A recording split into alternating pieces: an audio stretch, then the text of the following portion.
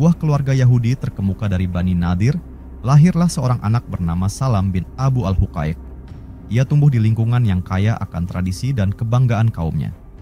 Sejak kecil, Salam diajari tentang sejarah dan kebijaksanaan kaumnya, serta tumbuh menjadi salah satu pemimpin yang disegani di antara sukunya. Namun, ketika Islam mulai berkembang di Madinah, Bani Nadir mulai merasa terancam. Rasulullah membawa ajaran yang mengubah tatanan sosial dan politik di Jazirah Arab. Awalnya, suku-suku Yahudi di Madinah, termasuk Bani Nadir, memiliki perjanjian damai dengan kaum muslimin. Tapi di balik perjanjian itu, ada segelintir orang yang merasa tidak senang dan diam-diam menyusun rencana untuk menyingkirkan Rasulullah. Salam bin Abu al-Huqaiq adalah salah satu tokoh utama yang membenci Islam. Ia bukan hanya menolak ajaran yang dibawa Rasulullah, tetapi juga aktif bersekongkol dengan musuh-musuh Islam, terutama kaum Quraisy. Ketika kaum muslimin menghadapi ancaman dari Quraisy dan sekutunya, Salam dan para pemimpin Bani Nadir merencanakan pengkhianatan besar. Mereka mencoba membunuh Rasulullah saat beliau berkunjung ke benteng mereka. Namun rencana jahat itu terungkap dan sebagai akibatnya Rasulullah mengusir Bani Nadir dari Madinah.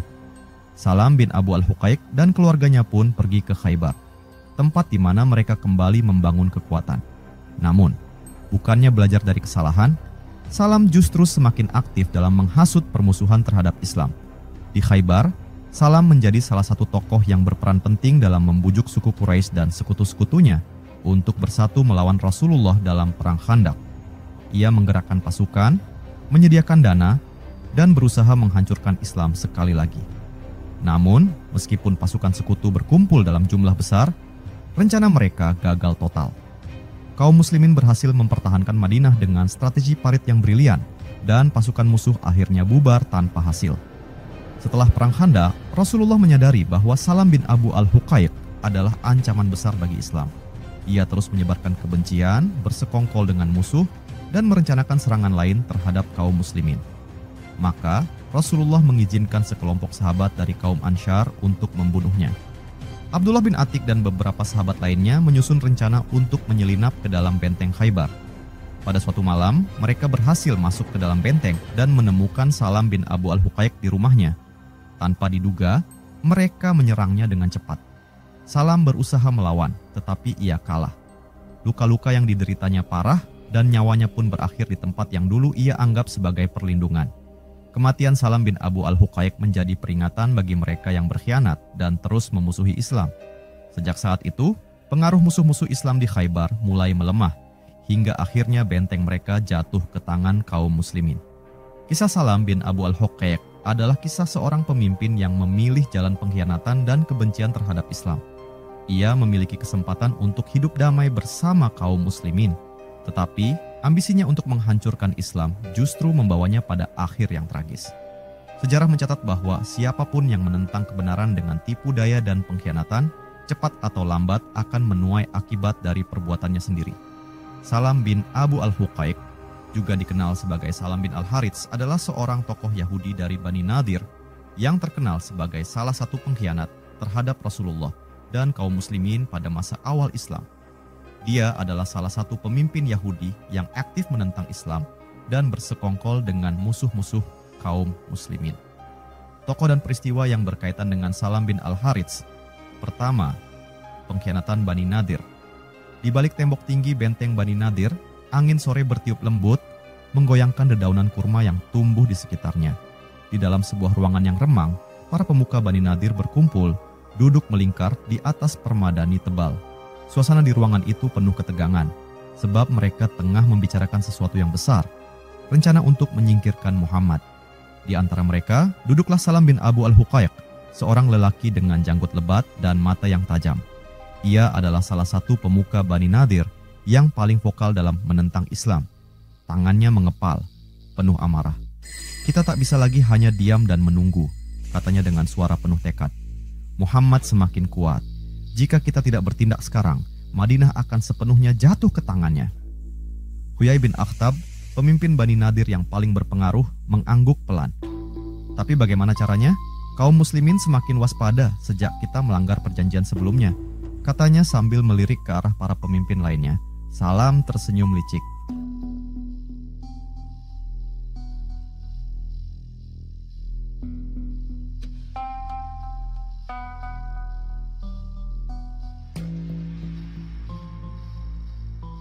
Kita buat dia percaya. Kita undang dia ke benteng ini, lalu kita habisi dia di sini.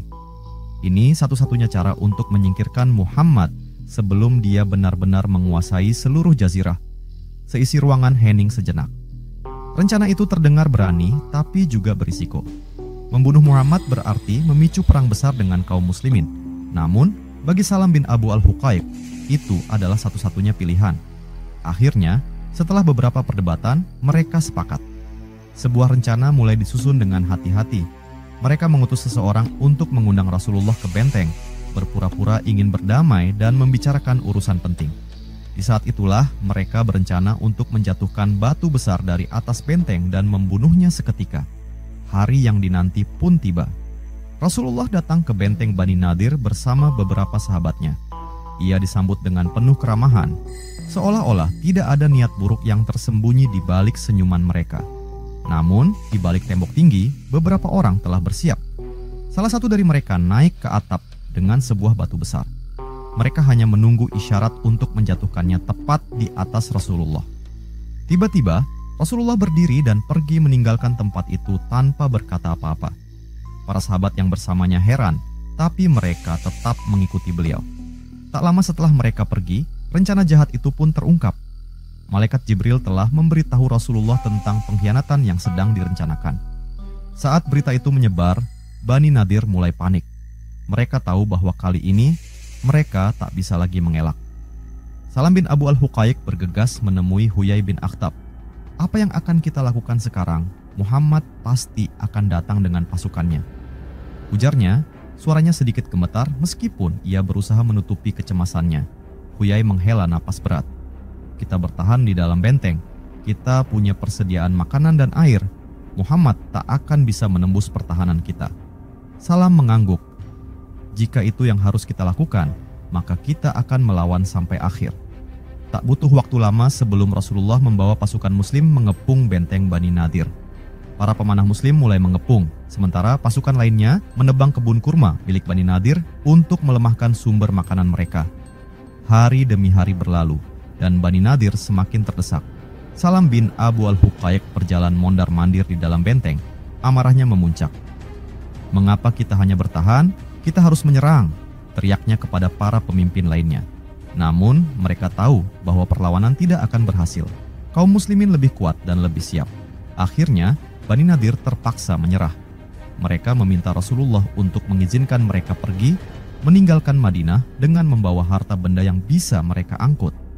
Rasulullah mengabulkan permintaan itu dengan syarat mereka tidak boleh membawa senjata. Salam bin Abu al-Huqaiq dan kaumnya pun pergi, mengungsi ke Khaybar dengan hati penuh dendam. Saat itu, ia bersumpah dalam hatinya bahwa ia tidak akan berhenti sampai Muhammad dikalahkan.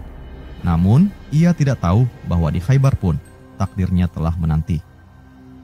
Pengkhianatan yang direncanakan Salam bin Abu al-Huqaiq dan Bani Nadir berakhir dengan kehancuran mereka sendiri. Alih-alih berhasil menyingkirkan Islam, mereka justru harus meninggalkan tanah yang telah mereka tinggali selama bertahun-tahun. Namun, Salam tidak menyerah.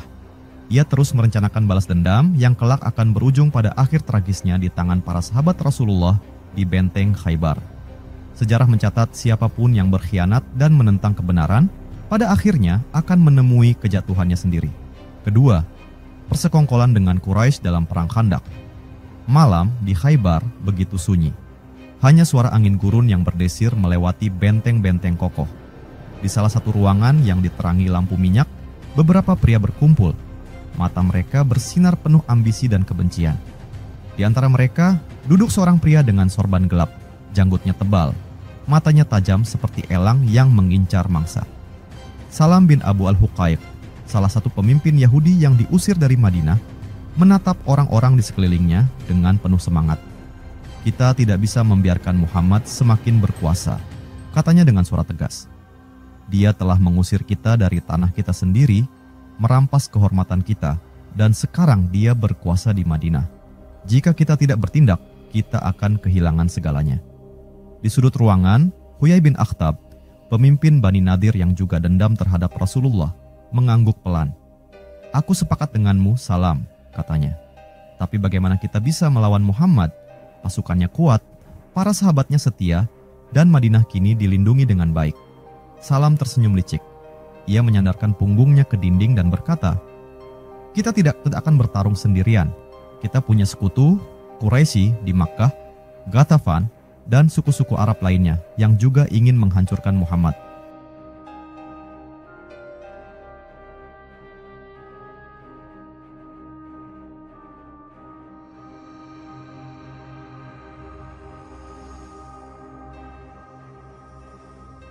Para pemimpin Yahudi di ruangan itu saling pandang.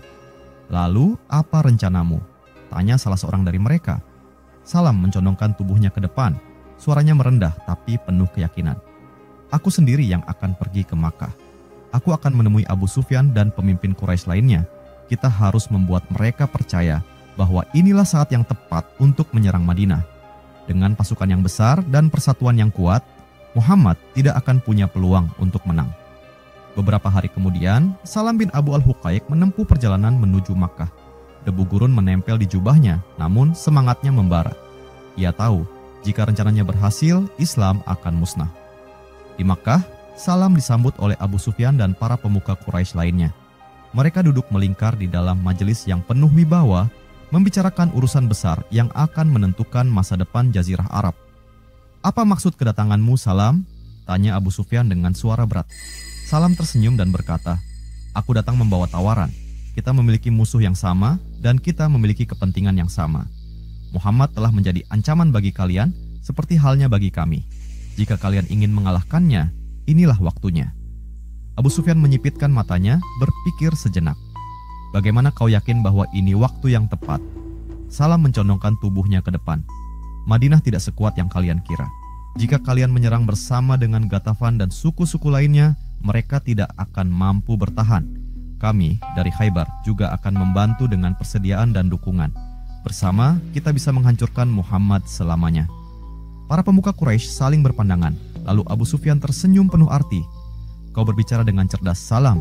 Baiklah, kami akan mengumpulkan pasukan. Kita akan menyerang Madinah dengan kekuatan penuh." Malam itu, persekongkolan besar dimulai. Quraisy, Bani Nadir, Ghatafan, dan beberapa suku Arab lainnya bersatu membentuk pasukan besar yang kelak dikenal sebagai pasukan Ahzab. Sekutu. Mereka berencana menggempur Madinah dari segala penjuru, meyakini bahwa kali ini kemenangan ada di tangan mereka. Beberapa minggu kemudian, pasukan sekutu yang terdiri dari 10.000 prajurit bergerak menuju Madinah. Mereka yakin kemenangan sudah di depan mata. Namun, saat tiba di dekat Madinah, mereka dikejutkan oleh sesuatu yang belum pernah mereka duga. Sebuah parit besar yang mengelilingi kota. "Apa ini?" seru salah satu pemimpin Quraisy dengan geram. Abu Sufyan menghela napas panjang. "Ini taktik perang yang belum pernah kita lihat di Arab. Muhammad telah menggali parit untuk menghalangi kita." Pasukan sekutu terpaksa berkemah di luar Madinah, mencari cara untuk menembus pertahanan Muslim. Namun, setiap kali mereka mencoba menerobos, para pemanah Muslim telah siap menghadang mereka dari balik parit. Hari demi hari berlalu, mereka mulai kehabisan kesabaran dan perbekalan. Di dalam kemahnya, Salam bin Abu al-Huqaiq duduk gelisah. Ia tidak pernah membayangkan bahwa rencananya akan gagal karena strategi perang yang begitu cerdas. Hingga suatu malam, angin dingin bertiup kencang. Tenda-tenda berterbangan, perbekalan habis, dan pasukan mulai kehilangan semangat. Di saat yang sama, perpecahan mulai terjadi di antara sekutu. Suku Ghatafan mulai meragukan kemenangan dan berniat mundur. "Ini tidak mungkin." Salam menggeram sambil memukul meja di hadapannya.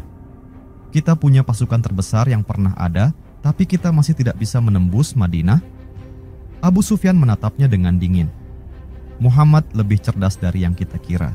Kita tak punya pilihan lain. Jika kita tetap di sini, kita akan mati kedinginan dan kelaparan." Salam tak bisa berkata apa-apa.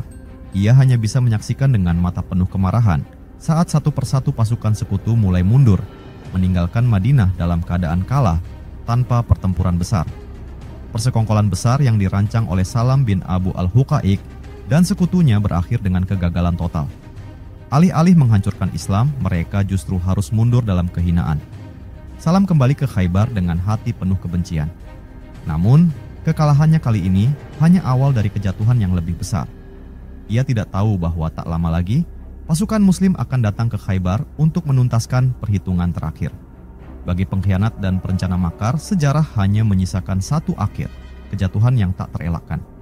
Persekongkolan Salam bin Abu al-Huqaiq dalam Perang Khandaq adalah salah satu bukti bagaimana tipu daya dan kebencian terhadap Islam selalu berakhir dengan kehancuran bagi mereka yang melakukannya.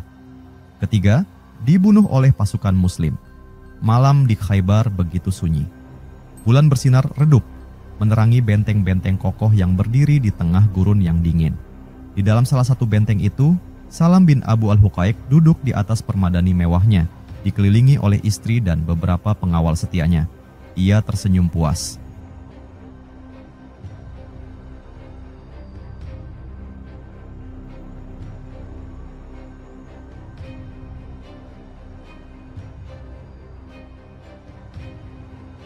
Madinah tidak akan pernah aman, katanya sambil menuangkan anggur ke dalam cawan emas. Aku akan terus mendanai pasukan, menyusun strategi, dan memastikan Muhammad tidak pernah tidur dengan tenang. Seorang pengawal yang duduk di dekatnya mengangguk hormat. Kami setia padamu Tuan.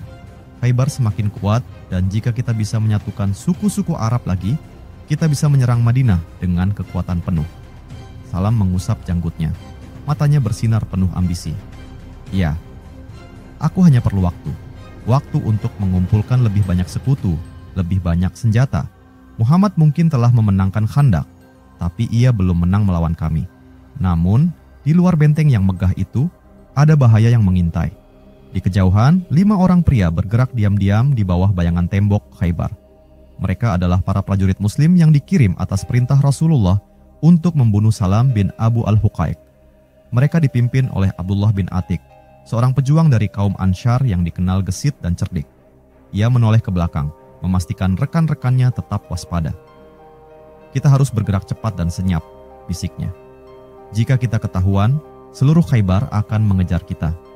Mereka mengendap-endap menuju gerbang benteng, namun pintunya terkunci rapat, dijaga oleh beberapa prajurit. Mereka menunggu dalam diam, hingga akhirnya ada seorang penghuni benteng yang masuk. Dalam sekejap, Abdullah bin Atik dan timnya menyelinap ke dalam sebelum gerbang tertutup kembali. Di dalam benteng, mereka berjalan dengan hati-hati, menyusuri koridor yang gelap. Mereka sudah mengetahui tempat tinggal Salam bin Abu al-Huqaiq. Setelah beberapa saat, mereka sampai di depan rumahnya. Inilah saatnya, kata Abdullah bin Atik sambil menarik belati dari sarungnya. Mereka mendobrak pintu dengan cepat dan berhamburan masuk. Di dalam kamar mewahnya, Salam bin Abu al-Huqaiq terkejut mendengar suara keras. Ia menoleh dan melihat 5 pria berpakaian gelap menerobos masuk dengan senjata terhunus. "Siapa kalian?" serunya, matanya membelalak ketakutan. Abdullah bin Atik tidak menjawab. Ia langsung melompat ke depan dan menebaskan pedangnya. Salam berusaha menghindar, tapi pedang itu melukai bahunya. Ia terhuyung ke belakang, darah mulai mengalir di jubah mewahnya. "Pengawal! Pengawal!"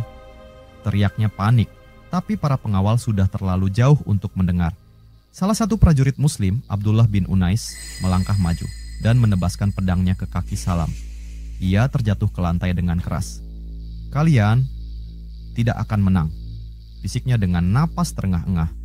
"Muhammad tidak akan bisa menghancurkan Khaybar." Abdullah bin Atik mendekat, menatapnya tajam. "Kau telah berkhianat, Salam. Kau telah bersekongkol dengan musuh Islam, dan ini adalah balasannya." Dengan satu tebasan cepat, pedang itu menembus dada Salam bin Abu al-Huqaiq. Ia tersentak, matanya membelalak, lalu tubuhnya lunglai. Napasnya yang terakhir menghilang di udara malam yang dingin. Setelah memastikan bahwa target mereka sudah mati, Abdullah bin Atik dan timnya segera berlari keluar dari rumah itu. Namun, dalam tergesa-gesa, Abdullah bin Atik terpeleset di tangga dan kakinya patah. "Aku tidak bisa berlari," katanya sambil meringis menahan sakit. Para sahabatnya membantunya berdiri. "Kami akan membawamu keluar. Kita tidak bisa tinggal di sini lebih lama."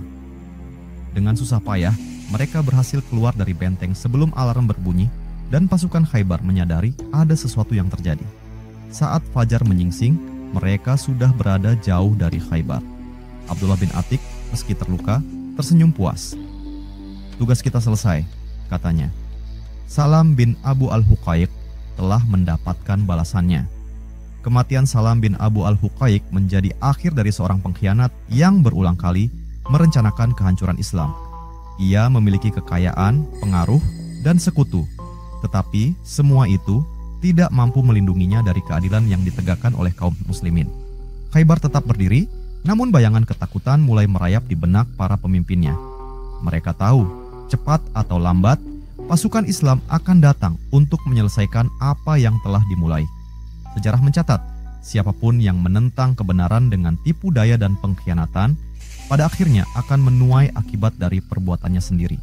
Keempat, peristiwa setelah wafatnya Salam bin Abu Huqaiq. Fajar mulai menyingsing di Khaybar. Langit masih kelabu dan hawa dingin gurun masih terasa menusuk. Namun, pagi itu bukan pagi biasa. Sebuah kabar buruk menyebar dengan cepat di benteng-benteng Khaybar. Salam bin Abu al-Huqaiq telah terbunuh. Di dalam salah satu ruang pertemuan benteng, beberapa pemimpin Yahudi berkumpul. Wajah mereka tegang, penuh kecemasan. Huyai bin Akhtab, yang sebelumnya menjadi pemimpin Bani Nadir sebelum diusir dari Madinah, duduk dengan rahang mengatup keras. Di sebelahnya, Kinana bin Rabi, suami dari Safiyah binti Huyai, menggenggam gagang pedangnya dengan erat.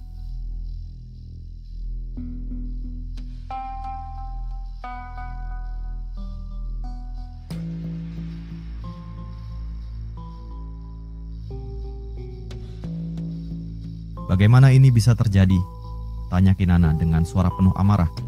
"Bagaimana mungkin sekelompok orang bisa masuk ke benteng kita, membunuh Salam, lalu pergi tanpa terdeteksi?" Seorang pengawal yang berlutut di depan mereka menundukkan kepala. Suaranya bergetar saat menjawab, "Mereka datang di malam hari. Kami tidak tahu bagaimana mereka masuk, dan ketika kami menemukannya, Salam sudah tidak bernyawa."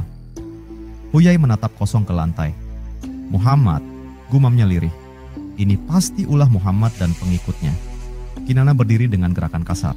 "Kalau begitu, kita harus membalasnya. Kita tidak bisa terus membiarkan Muhammad dan pasukannya memburu kita satu persatu." Hening menyelimuti ruangan. Semua orang di sana tahu bahwa kematian Salam bin Abu al-Huqaiq bukan sekadar pembunuhan biasa. Ini adalah pesan. Pesan bahwa siapapun yang berkhianat dan bersekongkol melawan Islam tidak akan dibiarkan hidup. Berita tentang pembunuhan Salam bin Abu al-Huqaiq menyebar cepat, dan ketakutan mulai menjalar di kalangan penduduk Khaybar. Di pasar, para pedagang berbisik-bisik dengan cemas. Jika mereka bisa membunuh Salam di dalam bentengnya sendiri, maka tidak ada yang aman, ujar seorang lelaki tua sambil menggelengkan kepala. Seorang perempuan muda menimpali dengan suara khawatir. "Apakah ini berarti Muhammad akan datang ke sini? Akankah dia menyerang Khaybar?" Seorang pria bertubuh kekar menoleh ke arah mereka. "Muhammad tidak akan berhenti," katanya serius. "Dia telah mengalahkan Bani Qainuqa, Bani Nadir, dan kini Bani Quraidah. Cepat atau lambat, dia akan datang ke Khaybar. Dan saat itu terjadi, kita harus bersiap." Namun, jauh di dalam hati mereka, banyak yang tahu bahwa perlawanan mungkin sia-sia. Sejarah telah membuktikan bahwa setiap orang yang menentang Rasulullah akhirnya menemui kehancuran. Di ruang pertemuan benteng, para pemimpin Yahudi terus berdebat. "Kita harus meminta bantuan dari Quraisy," ujar seorang lelaki tua dengan suara berat. "Tanpa mereka, kita tidak akan bisa menghadapi Muhammad sendirian." Kinana menggelengkan kepala. "Quraisy sudah kalah di Khandaq. Mereka tidak akan berani lagi menghadapi Muhammad dalam waktu dekat." Huyai bin Akhtab yang sejak tadi diam akhirnya angkat bicara. Suaranya rendah tapi penuh tekad. "Jika Quraisy tidak bisa membantu, maka kita harus mencari sekutu lain. Aku akan menghubungi suku Ghatafan. Mereka masih memiliki dendam terhadap Muhammad dan mereka punya pasukan yang besar." Mereka saling berpandangan. Rencana baru mulai terbentuk, namun mereka tidak tahu bahwa waktu mereka semakin sedikit. Di Madinah, Rasulullah menerima laporan bahwa misi Abdullah bin Atik telah berhasil. Wajah beliau tetap tenang, tapi para sahabat yang berada di sekitarnya tahu bahwa ini adalah bagian dari strategi yang lebih besar. Di samping Rasulullah, berdiri Ali bin Abi Thalib, Umar bin Khattab, dan Sa'ad bin Mu'adz. Mereka mendengarkan dengan seksama saat Rasulullah berbicara. "Khaybar telah menjadi sarang para pengkhianat," ujar Rasulullah. "Mereka tidak akan berhenti sampai mereka dihancurkan." Ali mengangguk. "Maka kita harus menyerang mereka sebelum mereka bisa menyerang kita." Rasulullah mengangkat tangan. "Kita akan bersiap. Khaybar akan segera menjadi milik kita." Dengan satu keputusan, nasib Khaybar pun telah ditentukan. Kematian Salam bin Abu al-Huqaiq bukan sekadar akhir dari seorang pengkhianat, melainkan awal dari kehancuran Khaybar. Ketakutan mulai menggerogoti hati para pemimpinnya, sementara di Madinah, pasukan Muslim bersiap untuk melakukan serangan yang akan mengubah sejarah selamanya. Beberapa bulan kemudian, pasukan Islam benar-benar datang ke Khaybar, mengepung benteng-bentengnya, dan menundukkan musuh-musuh Islam sekali lagi.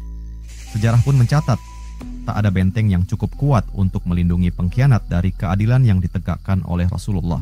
Salam bin Abu al-Huqaiq adalah salah satu tokoh Yahudi yang berperan besar dalam memusuhi Islam dan mengkhianati perjanjian dengan Rasulullah.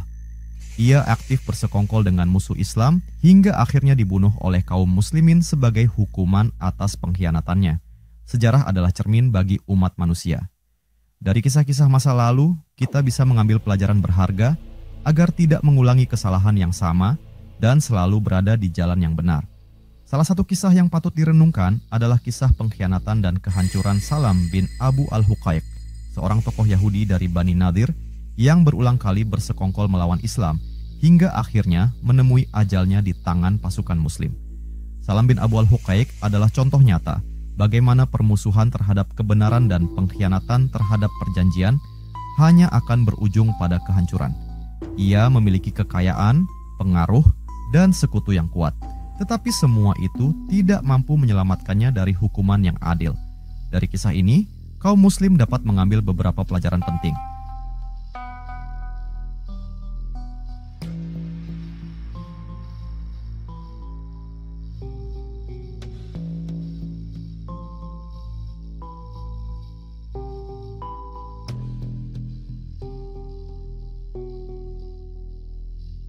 Satu, bahaya pengkhianatan dan kedengkian. Salam bin Abu al-Huqaiq tidak hanya menolak Islam, tetapi juga berusaha menghancurkannya dengan segala cara. Ia menghasut suku-suku Arab, bersekongkol dengan Quraisy dalam perang Khandaq, dan mendanai perlawanan terhadap Rasulullah. Kedengkiannya menguasai dirinya hingga ia tidak mampu melihat bahwa kebenaran akan selalu menang, sementara tipu daya hanya akan membawa kehancuran. Kaum muslim harus belajar untuk menjauhi sifat khianat dan dengki. Islam mengajarkan kejujuran, kesetiaan, dan keadilan, serta melarang tindakan curang dan pengkhianatan terhadap sesama. 2. Kekuatan kesabaran dan strategi Rasulullah. Rasulullah tidak tergesa-gesa membalas pengkhianatan Salam bin Abu al-Huqaiq. Beliau menunggu waktu yang tepat, mengatur strategi dengan bijak, dan hanya bertindak ketika pengkhianatan sudah jelas. Ini mengajarkan kaum muslim bahwa dalam menghadapi musuh, kesabaran dan strategi lebih penting daripada emosi dan tindakan gegabah. Islam bukan agama yang mengajarkan permusuhan, tetapi juga tidak membiarkan kezaliman merajalela. 3. Keamanan dan persatuan umat Islam. Pengkhianatan yang dilakukan oleh Salam bin Abu al-Huqaiq membuktikan bahwa musuh Islam selalu mencari cara untuk menghancurkan persatuan kaum muslimin. Jika umat Islam tidak waspada dan terpecah belah, mereka akan mudah dikalahkan. Pelajaran dari kisah ini adalah pentingnya menjaga persatuan dan memperkuat ukhuwah Islamiyah. Jika umat Islam bersatu, mereka akan sulit dikalahkan oleh musuh, sebagaimana yang terjadi dalam perang Khandaq, di mana kaum muslimin berhasil menggagalkan rencana besar pasukan sekutu. 4. Takdir pengkhianat, kehancuran yang tak terelakkan. Pada akhirnya, Salam bin Abu al-Huqaiq menemui ajalnya dengan cara yang tragis. Tidak peduli seberapa besar kekuasaannya, berapa banyak sekutu yang dimilikinya, atau seberapa banyak harta yang ia kumpulkan, semuanya tidak bisa menyelamatkannya dari keadilan yang ditegakkan oleh Allah Subhanahu wa Ta'ala melalui kaum muslimin. Kisah ini menjadi pengingat bahwa setiap bentuk pengkhianatan dan permusuhan terhadap Islam tidak akan bertahan lama. Allah Subhanahu wa Ta'ala akan selalu menolong agamanya dan memberikan kemenangan kepada orang-orang yang beriman. Sejarah bukan sekadar kisah masa lalu, tetapi juga pedoman bagi masa depan. Kisah Salam bin Abu al-Huqaiq adalah contoh bagaimana pengkhianatan, kebencian, dan permusuhan terhadap Islam hanya akan membawa kehancuran. Sebaliknya, Islam mengajarkan kejujuran, persatuan, dan kesabaran dalam menghadapi ujian. Sebagai kaum muslim, kita harus belajar dari kisah ini agar tidak terjerumus dalam sifat yang sama. Kita harus menjaga keimanan, memperkuat persaudaraan, dan selalu teguh di jalan kebenaran. Dengan begitu, kita akan menjadi umat yang kuat, dan selalu mendapatkan pertolongan Allah Subhanahu wa Ta'ala dalam setiap ujian yang dihadapi.